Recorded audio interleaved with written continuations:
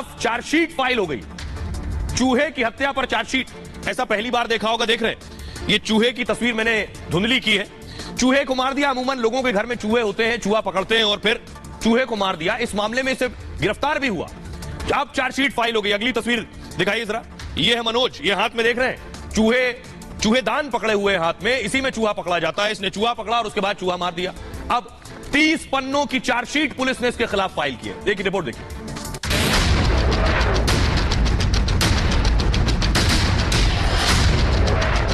क्या चूहे की मौत पर भी केस होता है? क्या चूहे की हत्या के आरोप में किसी को सजा हो सकती है? बदायूं में एक ऐसा ही मामला सामने आया है जो अब पूरे देश में चर्चा का विषय बन गया है। चूहे से परेशान एक शख्स ने चूहे को नाले में पानी में डुबोकर मार दिया। एक पशु प्रेमी की शिकायत पर पुलिस ने आरोपी पर केस दर्ज कर लिया। अब करीब 4 महीने बाद पुलिस ने कोर्ट में चार्जशीट दाखिल कर दी है। सवाल यही है कि आरोपी को कितनी सजा होगी? क्या चूहे की मौत के चलते आरोपी जेल में सजा काटेगा?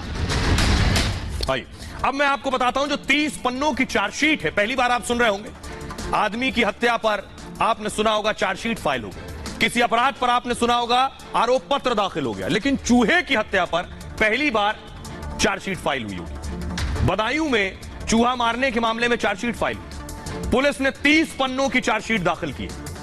4 महीने बाद सीजेएम कोर्ट में चार्जशीट फाइल हुई।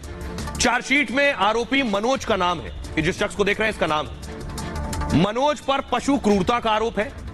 देश में शायद यह पहला मामला है जहां चूहे की मौत पर चार्जशीट दाखिल हुई है। आरोपी पर पशु क्रूरता निवारण अधिनियम में एफआईआर दर्ज हुई है। पशु क्रूरता निवारण की धारा 11, धारा 429 के तहत केस हुआ है। धारा 11 पशु के साथ मारपीट या जान लेने का मामला है।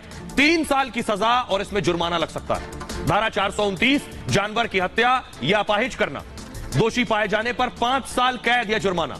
नवंबर 2022 में मनोज ने चूहे को नाले में फेंक दिया।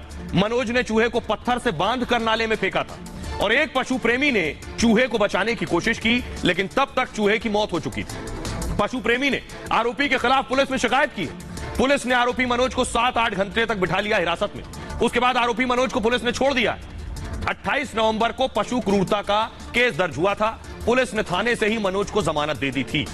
न जाने कितनी तस्वीरें सामने आई हैं, कुत्तों ने काट काट कर लोगों को मारा है और न जाने क्या क्या किया। लेकिन जरा सुनिए पुलिस क्या कह रही है इस मामले में। मैंने बतेरे हाथ जोड़े थे, बच्चे से मेरी गलती हो गई, इतनी मैंने बहुत माफी मांगी। 1 घंटा तक माफी मांगी मैंने कि अब गलती अब नहीं होगी आइंदा।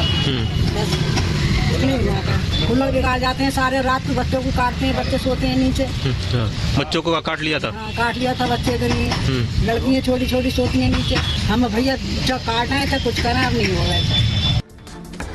आपने मां को सुन लिया। अब मैं आपको दिखाने जा रहा हूं आरोपी को। आरोपी के घर जब पुलिस पहुंची, ये वो तस्वीर आप देख रहे हैं। ये पुलिस पहुंची आरोपी के घर। देखिए सर क्या किया था, सिर्फ चूहा मारा था। चूहा मारा और पुलिस उठा ले गई। देखिए जरा, और बाकायदा पुलिस ने उठाया और चूहे का पोस्टमार्टम करवाया। सोचिए, इस चूहे का पोस्टमार्टम करवाया गया। ये आप देख रहे हैं।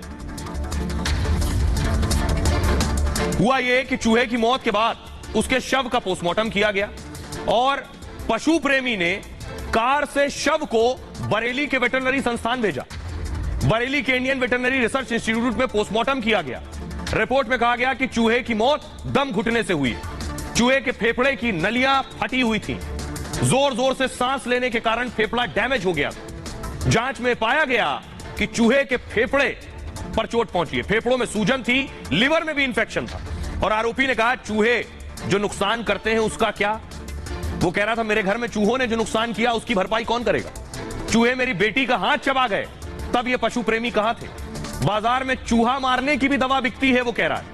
जो चूहा मारने की दवा बेच रहा है उसकी भी गिरफ्तारी होनी चाहिए। फिर चूहे को मारना गुनाह कैसे हो गया।